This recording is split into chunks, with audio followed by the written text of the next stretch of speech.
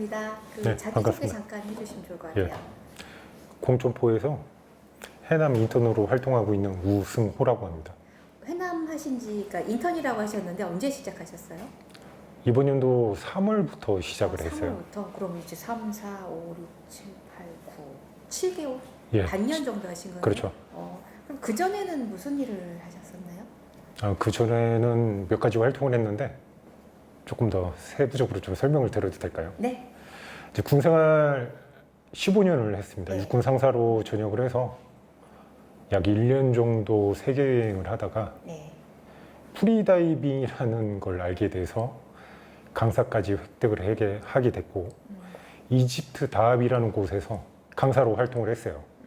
그러다가 작년 2월에 한국에 들어왔다가 코로나로 인해서 다시 다합에 못 가게 되어 제주도에서 다이빙 강사 활동을 하다가 이렇게 해남까지 이루어지게 됐습니다. 저희들 그러니까 인턴을 한다, 인턴을 한다고 했을 때는 거의 그 해녀학교 출신들을 많이 생각하는데 해녀학교 혹시 다니셨어요? 아닙니다.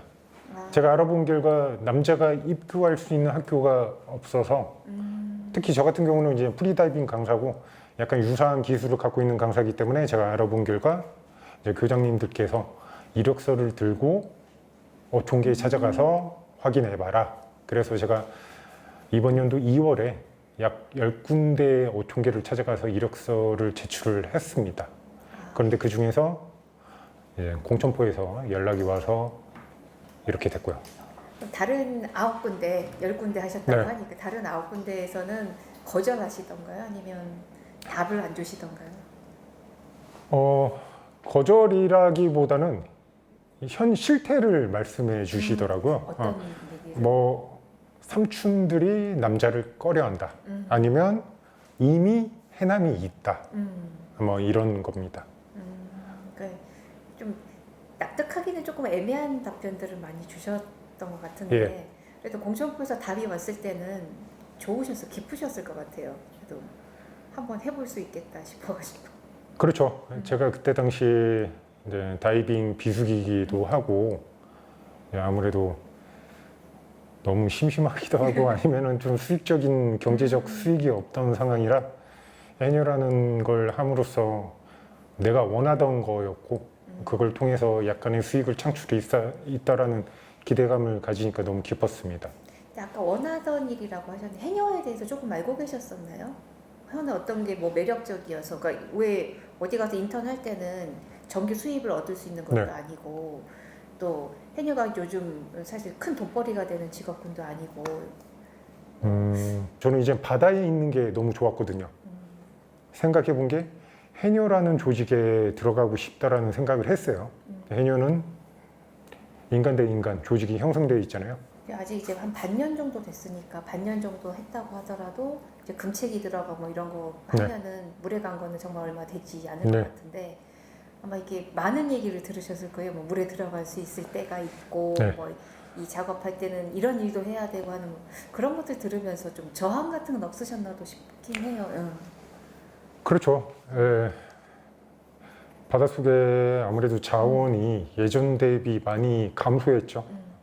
수온 상승, 뭐 자연 환경 오염, 뭐 기타 등등 여러 가지가 있는데 제가 이런 관습에 대한 걸 잘 모르기 때문에 처음에는 혹시 뭐 아끼려고 하는 건지 아니면 본인들만 잡으려고 하는 건지 이런 생각을 조금은 가졌었습니다. 하지만 생활을 하면서 느낀 게 뭐냐면은 이 바닷속에서 무한대의 자원이라고 생각하는 게 아니라 유한대의 자원이라고 생각하고 그 자원을 아끼면서 보호하면서 이런 목적을 두고 물질하는 방법이 타당하다고 생각을 합니다.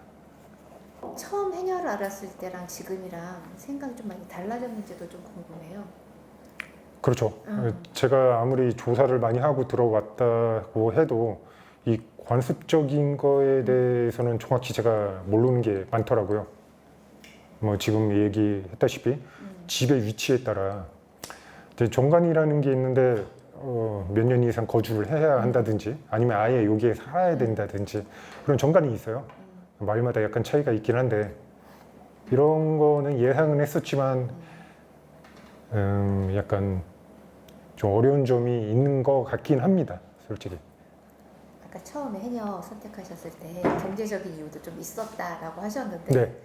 지금 인턴 뭐 6개월 정도밖에 안 됐으니까 이제 그런 부분에 있어서는 그래도 해볼 만하다는 생각은 조금 드시나요?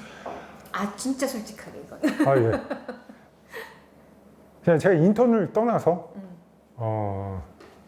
정식으로 활동하는 해녀분들도 똑같은 생각이라고 할 겁니다. 이거는 경제적인 수익에 있어서 실질적으로 경제 활동이 안 되는 수익입니다.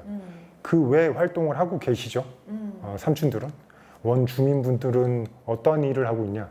대부분 나이 있으신 분들은 밭일 같은 걸 병행하면서 기존에 본인의 밭을 소유하고 있기 때문에 밭일을 하면서 물질을 하고 있고, 전에도 그렇게 했고, 근데 저처럼 젊은 사람들 그리고 육지에서 오신 분들은 이게 어렵죠. 사실상 저 같은 경우는 다이빙 강사 활동을 하면서 물질도 하고 있지만 코로나이기도 하고 서로 스케줄이 안 맞을 때는 물질을 먼저 선택을 해야 되기 때문에 경제적인 수익이 많이 저하가 되는 상황입니다. 이에 따라 해녀분들도 다른 일자리를 창출을 해서 제2의 직업, 제3의 직업, 물질 외에 남는 시간에 충분히 할 수 있는 일이 많아요. 저도 지금 하고 있고, 그거를 나라에서 제도적으로 특화된 교육을 해녀분들에게 함으로써 조금 경제적인 수익 향상에 많은 도움이 되었으면 좋겠습니다.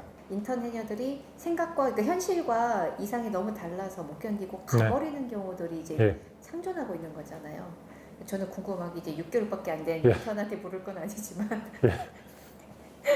제가 느낀 걸 얘기하겠습니다. 예, 계속 하실 생각이 지금 있으신가? 네, 계속 할 생각은 있어요. 예, 있고 저도 생활을 하면서 6개월밖에 안 됐지만 왜 마을에서 안 받아주고 하다가 가는지를 알게 됐습니다. 안 받아주는 이유는 몇 가지가 있겠지만 이분들도 지금 현재 경제적 수익이 어렵기 때문에 인간 대 인간, 진짜 나는 육지 사람이라서 싫어서 안 받아주는 거다, 이런 건 아닌 겁니다. 저는 일단 결론적으로 지속적으로 할 생각이 충분합니다. 빨리 어촌 계장님 여기 오셔요. 어촌 계장님한테도 나 물어볼 게 있는데, 사실 공천포가 아까도 말씀하셨지만 뭐 물건이 좋거나 이런 그런 환경은 아닌데도 불구하고 해남이 있고 또 다음 해남이 또 생겼다라는 것 자체가 굉장히 나는 의미가 있다고 저는 보이는데요. 현실적인 문제도 있고 그냥 받아주시지는 않았을 것 같은데, 이제 이 친구가 이력서를 들고 어촌계마다 돌아다니면서 엄청나게 그 거절을 많이 당한 경험이 있더라고요. 근데 그렇게 이력서를 들고 돌아다녔다는 것 그 자체가 저는 굉장히 높이 산 거예요. 그러니까 저는 이렇게 생각해요. 이 친구한테 지금은 어쨌든 삼촌들이 지금 계시니까 몇 분 안 남으셨지만 이분들이 사라지기 전에 이분들이 했던 물질의 생활을 충분히 배워야 된다. 이게 불합리하건 합리적이건 마음에 들건 마음에 안 들건 배워야 된다. 왜냐면 이분들이 사라지면 이건 다시는 볼 수 없으니까. 그럼 우리 마을의 해녀가 사라지면 안 되는 거고 이건 무조건 지켜야 되는 거고. 그러니까 이제 거기에 크게 이제 뭔가 그림을 그려야 될 시기가 된 거예요. 그래서 열심히 요즘 그리고 있어요. 인턴 해녀들 새로 들어온 친구들도 면접을 보면서 그 얘기를 다 했어요. 너희들은 물질로 해서 돈 버는 게 아니라 이제 컨텐츠로 우리가 만들어야 되는데 그 해녀 컨텐츠가 해녀가 갖고 있는 전통성에 위배되지 않으면서 그 대부분의 대중들에게 해녀를 알릴 수 있는 방법에 대해서 우리가 모색을 해야 되는 게 너희들의 임무다. 앞으로 너희들 세대에서는 어쨌든 간에 저희들의 임무는 그거거든요. 직업으로서 해녀라는 직업을 유지하는 것, 그리고 해녀들의 전통과 문화를 유지 발전시키는 것. 또 하나는 뭐가 있냐면요, 대중에게 해녀를 알리는 임무도 저희가 해야 된다고 보거든요. 근데 이 세 번째 임무는 잘 못하고 있잖아요, 현재. 이 세 번째 임무를 저희가 좀 크게 쓰고 싶은 거예요. 대중에게 해녀를 알리고, 대한민국에게 해녀를 알리고, 세계에 해녀를 알리는 방법을 어떻게 가져갈 것이냐. 그거를 저희들이 해야 된다고 봐요. 코로나는 끝날 테니.